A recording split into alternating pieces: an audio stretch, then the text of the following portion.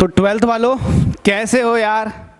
बहुत टाइम बाद लेक्चर आ रहा है। आप लोग बस गुस्सा होंगे कि यार लेक्चर डेली क्यों नहीं देते।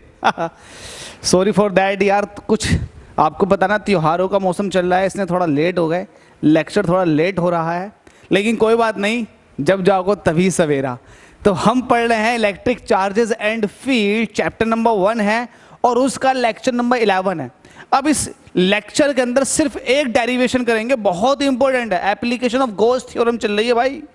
गॉस थ्योरम जाकर देख लें, इससे पिछले वाले लेक्चर में उसकी आपको मैंने पूरी डिटेल बताई है, गॉसियन सरफेस वगैरह सब कुछ बता रखा। इससे जस्ट पिछला वाला लेक्चर एसएल अरोड़ा, जैसे आपको पता है कि उसी के अकॉर्डिंग ही हम सॉल्व कर रहे हैं क्वेश्चंस भी, और शॉर्ट क्वेश्चन भी, वेरी शॉर्ट भी, और साथ में न्यूमेरिकल्स भी। और लेक्चर तो अपना चल ही रहा है, लेक्चर तो कॉमन होता है, आप कोई सी बुक उठा लो, सिलेबस तो आपको भाई कॉमन है। तो ये है आपका एप्लीकेशन ऑफ गॉस थ्योरम। जो पहला है इसके अंदर, field due to infinitely long charge wire. आपके पास एक वायर है और उस पर आपने चार्ज डिस्ट्रीब्यूट कर रखा, तो उस वायर के ऊपर चार्ज, और ये वायर जो है इनफाइनाइट लेंथ का है, तो आप क्या है, इस वायर के थ्रू किसी पॉइंट पर इलेक्ट्रिक फील्ड कैलकुलेट करोगे। इलेक्ट्रिक फील्ड कैलकुलेट करना मैं आपको सिखाता हूं, देखो किस तरह से कैलकुलेट करेंगे। तो चलिए स्टार्ट कर देते हैं इसको। कुछ टफ नहीं है, बहुत ज़्यादा ईजी है, और जैसे कि आपको पता है कि मैं इजी वे में ही समझाता हूं, तो भाई बिल्कुल भी टफ नहीं लगेगा। लेट अस सपोज कि ये एक वायर है जो इनफाइनाइट लेंथ का है। अब इसका पता कैसे लगेगा इनफाइनाइट है? तो आप इसको डैश डैश डैश से दिखा दो, इसका मतलब ये है कि भाई बहुत दूर तक जा रहा है। उसी तरह से नीचे से भी दिखा दो, ठीक है। तो ये आपके पास एक वायर है, लेट अस सपोज कि आपने एल लेंथ का एक वायर, एल लेंथ का नहीं है, आप स्टडी जो कर रहे हो वो एल लेंथ के वायर पे कर रहे हो, हालांकि इसकी टोटल लेंथ जो है वो इनफाइनाइट है, लेकिन आप किसी पर्टिकुलर स्टडी के लिए आपने एल लेंथ ले ली। कोई दिक्कत है? कोई दिक्कत नहीं होनी चाहिए। और इस वायर पे आपने क्या कर रखा है, चार्ज डिस्ट्रीब्यूट कर रखा है। लेट अस सपोज कि आपने प्लस का चार्ज इसको दे रखा है, और आपको तो बताइए भाई वायर किस शेप के होते हैं, जरा बताएं। ज्यादातर वायर जो होते हैं वो सिलिंड्रिकल इन शेप होते हैं। ये जो मार्कर देख रहे हैं आप, देखो इसको कैसी शेप है, सिलिंड्रिकल शेप है। नीचे से मत देखो भाई, ऊपर से देखो कैसी शेप है, सिलिंड्रिकल शेप है। तो भाई इसी शेप के होते हैं। तो जब सिलिंड्रिकल शेप के ऑब्जेक्ट को आप चार्ज डिस्ट्रीब्यूट करोगे तो इसकी आउटर सरफेस पे चार्ज यूनिफॉर्मली डिस्ट्रीब्यूट हो जाएगा। तो ये वही है जो मैंने दिखा रखा है प्लस का। लेट अस सपोज कि आपने प्लस का चार्ज इस पर क्यू डिस्ट्रीब्यूट कर दिया। अब जब आपने क्यू किया है और एल लेंथ पर हुआ है ये, लेट अस सपोज कि आप एल लेंथ का जिक्र कर रहे हैं क्योंकि लेंथ तो इसकी इनफाइनाइट है, लेकिन स्टडी करने के लिए आपने एल लेंथ ले ली, तो इसके ऊपर लेट अस सपोज कि लीनियर चार्ज डेंसिटी आ जाएगी, और वो लैम्डा होती है। तो लैम्डा इसके ऊपर लीनियर चार्ज डेंसिटी है।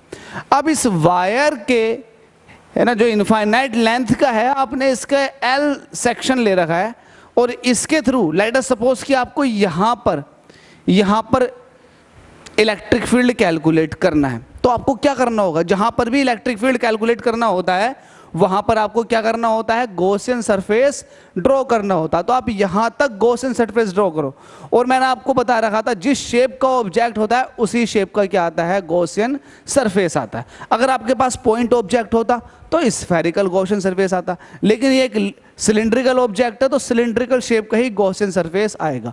तो गॉसियन सरफेस को आप डैश डैश डैश से दिखाते हो। भाई ये एक इमेजनरी सरफेस है, सिर्फ स्टडी करने के लिए आप इसको इस्तेमाल करते हो, ठीक है भाई। देखो बना कर दिखा रहा हूं मैं, ये बन गया भाई सिलिंड्रिकल शेप। देखो देखो देखो ध्यान से देखो।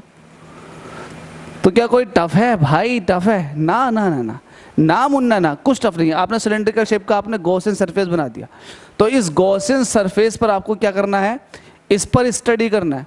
अब आपको इस पर्टिकुलर सरफेस से ये देखना है टोटल फ्लक्स कितना पास हो रहा होगा।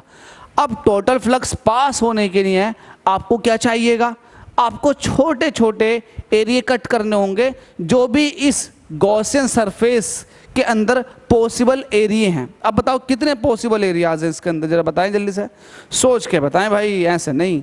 आप कहोगे कि यार एक तो सरफेस ऊपर वाली है, तो लेट अस सपोज कि आपने यहाँ पर एक छोटा सा एरिया ले लिया। अब इस ऊपर वाले सरफेस का जो एरिया वेक्टर होगा वो सरफेस के परपेंडिकुलर होगा। तो लेट अस सपोज कि ds सरफेस था, तो इसका जो एरिया वेक्टर होगा ds1 आपने ऊपर को दिखा दिया। अरे ये नीचे क्या हो गया, इसको काटो रे काटो, काटो रे काटो, ds1, ठीक है भाई। ये आपने ऊपर को दिखा दिया कि आपने इस पर्टिकुलर सरफेस को लिया है, ये 1 है, और ये आपके पास जो होती है ना कर्व, ये आपके पास दूसरी सरफेस है। तीसरी सरफेस कौन सी होगी? नीचे वाली होगी। अब देखो यार, इस गॉसियन सरफेस पे सिर्फ 3 सरफेस ही पॉसिबल हैं, तो आप इन्हीं सरफेस पर डिस्कशन करेंगे। तो ऊपर वाली सरफेस को आपने कह दिया, आपने कहा कि भाई ये ds एरिया मैंने कट किया है, अब इसका एरिया वेक्टर निकालोगे तो वो ऊपर को होगा। सिमिलरली आप इस कर्व सरफेस के किसी एक पर्टिकुलर जगह पर आपने छोटा सा एरिया कट कर दिया, तो लेट अस सपोज कि ये ds2 है। अब इसका जो सरफेस एरिया तो आपने ds2 कह दिया, लेकिन जो एरिया वेक्टर होगा वो सरफेस के क्या होगा? Just perpendicular. तो आप इसको कैसे दिखाओगे? बताओ कैसे दिखाओगे? आप कहोगे ds2 और ये वेक्टर बना करके। कोई दिक्कत किसी को? कोई दिक्कत नहीं होनी चाहिए। इसी तरह से आप तीसरा जो सरफेस है इस पर भी आप छोटा सा एरिया कट करोगे। लेट अस सपोज कि ये ds3 है, लेकिन जब इसका एरिया वेक्टर निकालोगे तो सरफेस के परपेंडिकुलर, मतलब ds3 और वेक्टर फॉर्म में। आपके पास 3 पॉसिबल सरफेस थे और आपने डिस्कशन कर लिया। एक कॉमन सेंस की बात आपसे बताता हूँ, और कॉमन सेंस की बात पूछता भी हूँ। आपको क्या निकालना? फ्लक्स निकालना। फ्लक्स होता क्या? एक तरह का इलेक्ट्रिक फील्ड है जो किसी पर्टिकुलर एरिया से पास होता। क्लियर है बात? अब मैं ये पूछना चाह रहा हूँ कि आपने इस चार्ज जो डिस्ट्रीब्यूशन कर रखा वो आपने लीनियरली कर रखा, एक लीनियर ऑब्जेक्ट पर कर रखा, और इसकी शेप जो है वो सिलेंड्रिकल इन शेप है। अब जाहिर सी बात है इलेक्ट्रिक फील्ड होगा वो सरफेस के परपेंडिकुलर होगा, सरफेस के परपेंडिकुलर होगा, तो इलेक्ट्रिक फील्ड जो निकलेगा वो कर्व सरफेस से निकलेगा। बात समझ में आ गई कि इलेक्ट्रिक फील्ड कर्व सरफेस से निकलेगा। लेकिन अगर बात करूं क्या ऊपर वाले सरफेस से इलेक्ट्रिक फील्ड निकल सकता, तो जवाब है नहीं। क्यों नहीं? क्योंकि भाई सरफेस जो है ऊपर एक्चुअल में तो एग्जिस्ट करता ही नहीं है, क्योंकि ये इनफाइनाइट लेंथ का है, तो ऊपर आपको फ्लैट सरफेस मिलेगा ही नहीं। और जब फ्लैट सरफेस नहीं मिलेगा तो वहां से इलेक्ट्रिक फील्ड पास होकर जाएगी ही नहीं। दूसरी बात ये कि अगर आपके पास फ्लैट सरफेस 1% मिल भी जाए, जैसे कि गॉसियन सरफेस एक इमेजिनरी सरफेस है, यहां आपको फ्लैट सरफेस मिल भी गया, तो भाई उसका इलेक्ट्रिक फील्ड जाएगी नहीं। क्यों नहीं जाएगी? क्योंकि ये है आपके पास सिलेंड्रिकल ऑब्जेक्ट, और सिलेंड्रिकल ऑब्जेक्ट की आपने इस पर जो चार्ज डिस्ट्रीब्यूशन कर रखा वो सरफेस पर होगा, आउटर सरफेस पर, ना कि फ्लैट सरफेस पर, क्योंकि फ्लैट सरफेस तो पॉसिबल है ही नहीं, वही इनफाइनाइट पर जाकर है एक्चुअल में तो। लेकिन गॉसियन सरफेस में तो आपने बना रखा, तो गॉसियन सरफेस में आप बना दो भले ही, लेकिन एक्चुअल में इलेक्ट्रिक फील्ड जो होगी वो ऊपर वाले सरफेस पर होगी ही नहीं। और जब ऊपर वाले सरफेस पे इलेक्ट्रिक फील्ड नहीं होगी तो ऊपर वाले सरफेस से किसी तरह कोई फ्लक्स निकल नहीं रहा होगा, क्योंकि इलेक्ट्रिक फील्ड ही तो है जो किसी एरिया से पास हो और फ्लक्स बना दे। इसी तरह से ना तो ऊपर से इलेक्ट्रिक फील्ड पास हो रही होगी ना नीचे से पास हो रही होगी। टोटल इलेक्ट्रिक फील्ड जो पास हो रही होगी वो हो रही होगी कर्व सरफेस से। इसका मतलब ये हुआ कि टोटल फ्लक्स जो आने वाला है वो सिर्फ कर्व सरफेस की वजह से ही आने वाला।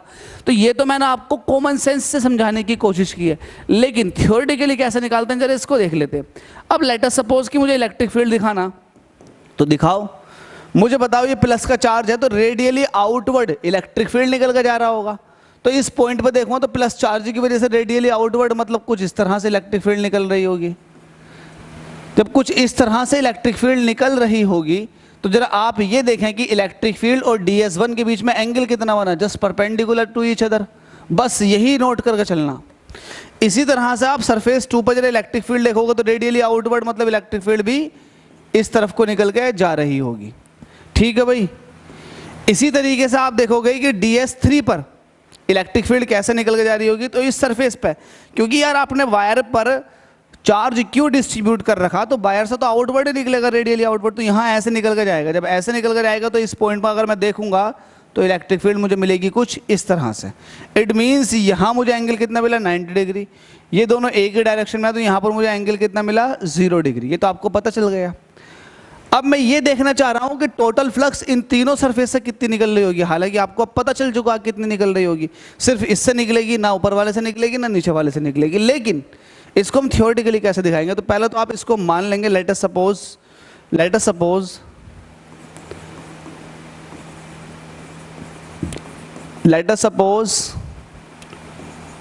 We have a infinite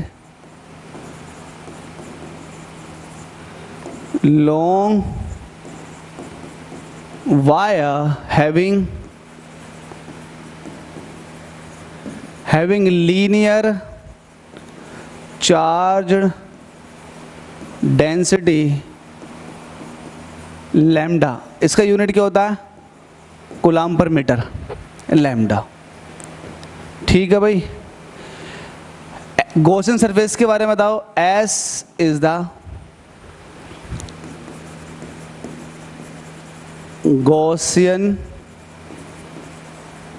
surface on which, जिसके ऊपर, on which we have to calculate total flux phi E. हमें फाई ई निकालना। अच्छा, ये जो आपने डिस्टेंस, आपने जो गॉसियन सरफेस बनाया है, इसको आप ये बता दो कि आपने इसको एक्चुअल में यहाँ पर आपको इलेक्ट्रिक फील्ड निकालना, तो ठीक है, आपने गॉसियन सरफेस जो बना रखा वो आर डिस्टेंस पर बना रखा, ठीक है। तो आप ये वाली बात कह सकते हो, रेडियस ऑफ सिलिंड्रिकल, स्पेलिंग देख लो सिलिंड्रिकल की, थोड़ा सा गलत हो रहा, cylindrical Gaussian surface is small r. ठीक है भाई, अब बस इतना लिख दो, इतना काफ़ी है आपके बोर्ड के लिए, काफ़ी है इतना। हालांकि जब आप तैयारी करते हो कॉम्पिटिटिव एग्जाम की, तो भाई आपको इससे कोई मतलब नहीं, कॉन्सेप्ट समझ में आना चाहिए। अब आपको टोटल फ्लक्स निकालना, तो टोटल फ्लक्स क्या होगी, टोटल फ्लक्स फाई जो होगा वो किस किस के बराबर होगा, ये फाई जो होगा एक्चुअल में यहाँ से पास होने वाला फ्लक्स प्लस यहाँ से पास होने वाला फ्लक्स प्लस यहाँ से पास होने वाला फ्लक्स। आपको दिख रहा होगा ना, ये एक फ्लैट सरफेस है ये वाला, तो यहाँ से कितना फ्लक्स पास होकर जाएगा प्लस यहाँ से कितना फ्लक्स पास होकर जाएगा, और ये जो कर्व है इससे कितना जाएगा, तो टोटल फ्लक्स तो ये हो गया। तो टोटल फ्लक्स को आपने फाई ई कह दिया। तो ये एक्चुअल में ये जो होगा, ये होगा इंटीग्रल, सरफेस इंटीग्रल पहले वाले सरफेस का, इसको कहो ई डॉट डी एस वन। बिल्कुल सिंपल सा यही होता है आपके पास।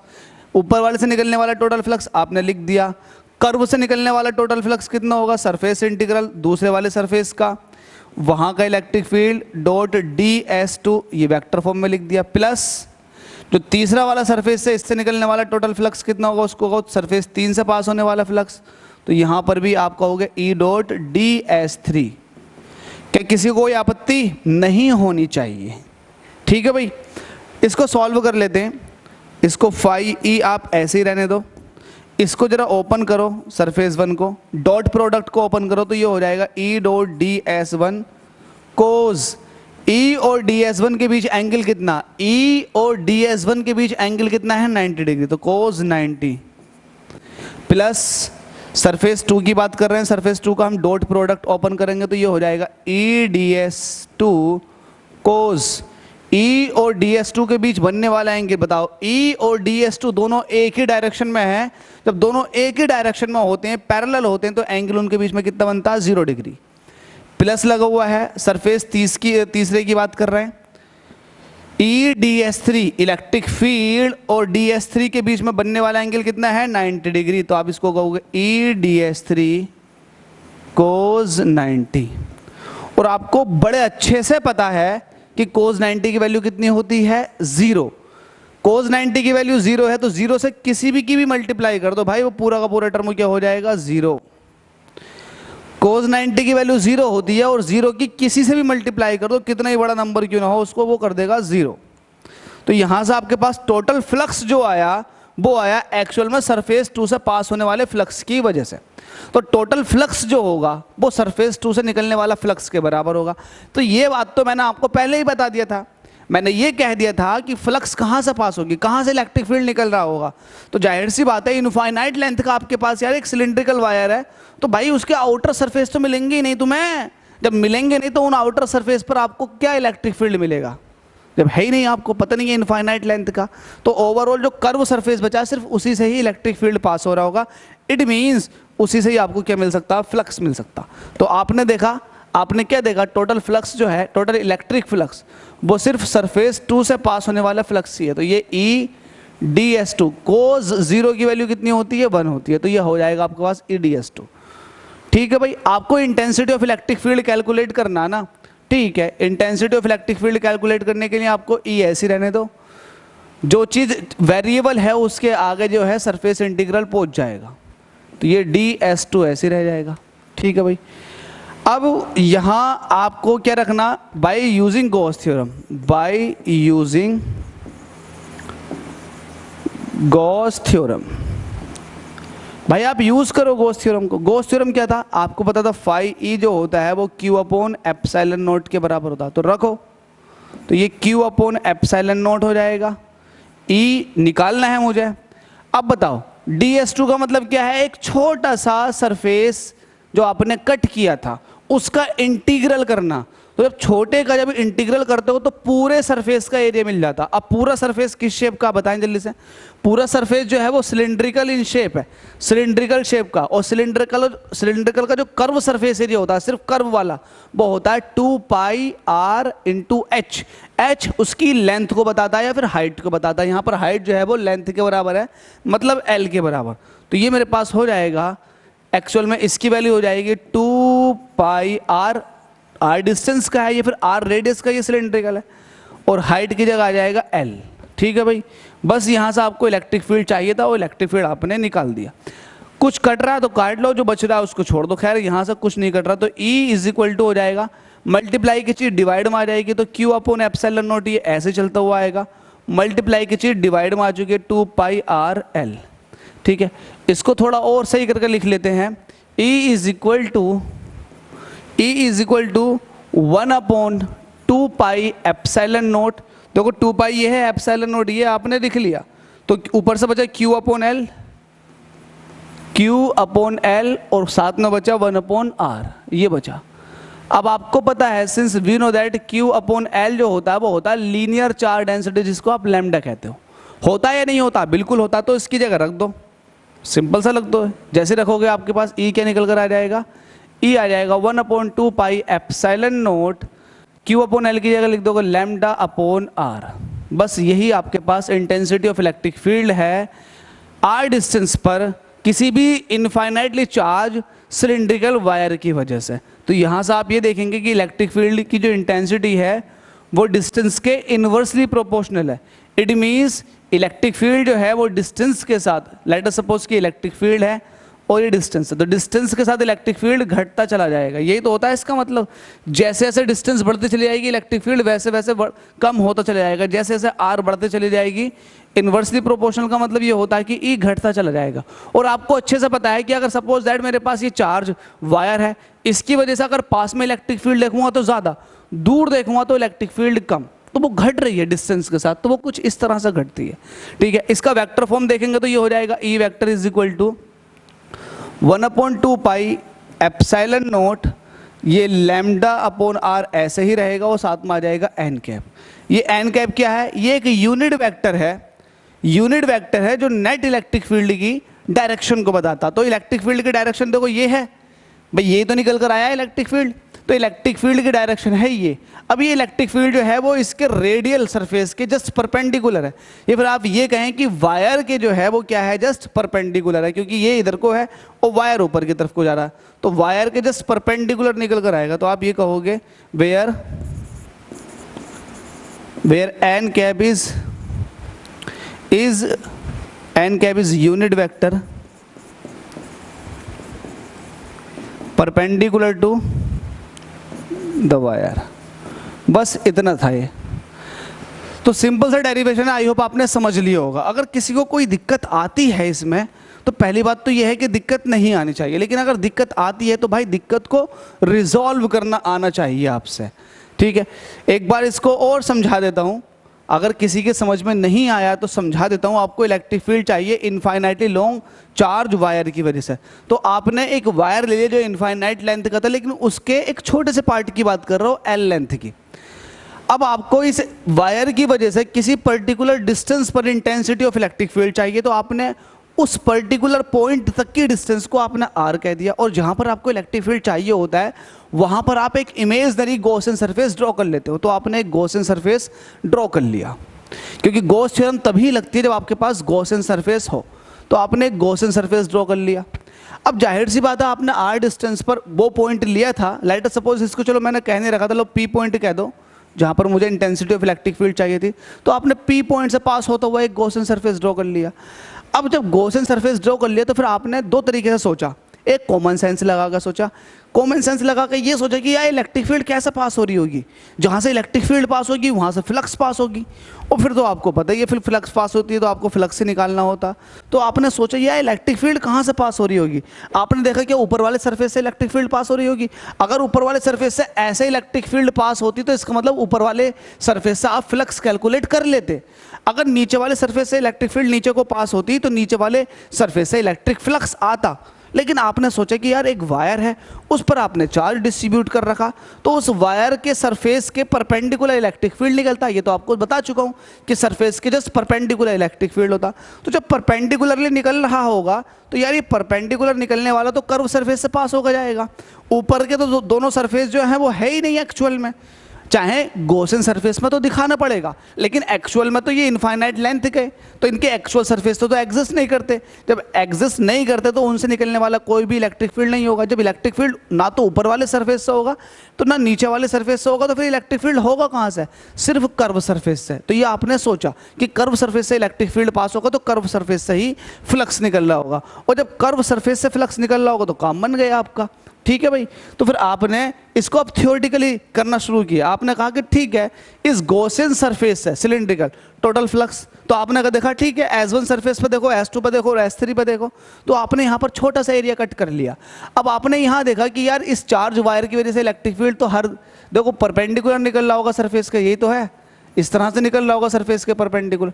तो आपने देखा इलेक्ट्रिक फील्ड इस पॉइंट से कैसे पास होते हो जाएगा, तो ऐसे जाएगा, और इसका खुद का अपना सरफेस एरिया कैसे होगा, सरफेस के परपेंडिकुलर, तो यहाँ पर 90 डिग्री मिल गया। सिमिलर केस नीचे देखने के लिए मिला, और यहाँ पर क्या हुआ, इलेक्ट्रिक फील्ड भी ऐसे ही है, सरफेस एरिया भी ऐसे ही है, सरफेस एरिया वेक्टर भी ऐसे ही है। तो यहाँ पर आपने देखा कि यार यहाँ पर वैल्यू देखा गया, बाकी दोनों कट गए, बस खत्म। आपने फिर यहाँ पर गॉस थ्योरम लगा दी। आपने कहा ठीक है मेरे पास जो टोटल फ्लक्स निकल कर आ रही है वो सरफेस 2 की वजह से आ रही है, बस आपने कुछ नहीं किया, इसको ऐसे रहने दिया। आपने देखा इलेक्ट्रिक फील्ड कैलकुलेट करना तो इसे बाहर लिया है, और सरफेस इंटीग्रल पहुंच गए DS2 के पास। DS2 का मतलब क्या है, इस छोटे से सरफेस का आप जब इंटीग्रल करोगे तो इंटीग्रल का मतलब है पूरे कर्व सरफेस एरिया बताओ कितना होगा, तो वो हो जाएगा 2πRL, सीधी सी बात है। और आपने फाई मतलब गॉस थ्योरम लगा के Q/ε0 इसकी जगह रख दिया। तो यहाँ से आपने E की वैल्यू कैलकुलेट कर ली, और बीच में पड़ा Q/L। Q/L क्या होता है, लीनियर चार्ज डेंसिटी, आपने रख दिया, और रख के कुछ ये फॉर्मूला निकल कर आ चुका। तो कोई टफ है? अच्छा इसको कुछ ऐसे भी दिखा सकते हैं, क्या दिखा सकते हैं, नोट लिख देता हूँ। आपके पास E क्या निकल कर आया है स्केलर फॉर्म में, देखो 1/2πε0 λ/r, ये तो आया, लैम्डा सही करके बना इम्तियाज भाई, λ/r ये तो आया। अब करना क्या होता है, इसको 4π करना होता, तो 4π करने के लिए आपको 2 से मल्टीप्लाई करने की, तो जैसे आप 2 से मल्टीप्लाई करोगे तो ये हो जाएगा 4πε0, तो फिर आपको ऊपर भी 2 से मल्टीप्लाई करनी होगी, तो ये हो जाता। ठीक है भाई, तो ये भी, इसको आप ऐसे भी कह सकते हो 9 × 10⁹ 2 λ/r। ठीक है, इसको आप ऐसे भी कह सकते हो 18 × 10⁹ λ/r। ठीक है, तो जैसा आपको बेहतर लगे, जैसा आपका यूज़ हो रहा हो वैसा देख लो। ठीक है भाई, तो ये आपके पास इंटेंसिटी ऑफ इलेक्ट्रिक फील्ड थी। इसका आपने ग्राफिकल रिप्रेजेंटेशन देख लिया, डिस्टेंस के साथ इलेक्ट्रिक फील्ड घट रही है तो कुछ इस तरह की शेप निकल कर आ जाएगी। अगर अभी भी किसी के समझ में नहीं आया तो भाई किस चक्कर में लगे हुए हो, कहाँ आपका ध्यान है भाई, किस चक्कर में लगे हो। इतना सिंपल लैंग्वेज में मैंने आपको समझाने की कोशिश की है। अगर अब भी समझ में नहीं आया तो कोई बात नहीं, एक बार और देख लो वीडियो, नहीं आया फिर दूसरी बार देख लो, तीसरी बार देख लो। अगर आप लगातार ध्यान से समझते हैं तो आपको A to Z सब समझ में आ जाएगा इस पर्टिकुलर डेरिवेशन का। भाई ये डेरिवेशन बहुत इंपॉर्टेंट है, बहुत पूछा जाता है, न्यूमेरिकल्स भी है इसके ऊपर, तो इसको बिल्कुल स्किप ना करें, बहुत इंपॉर्टेंट है, और इसको निपटा लो जल्दी से। ठीक है भाई, थैंक यू सो मच।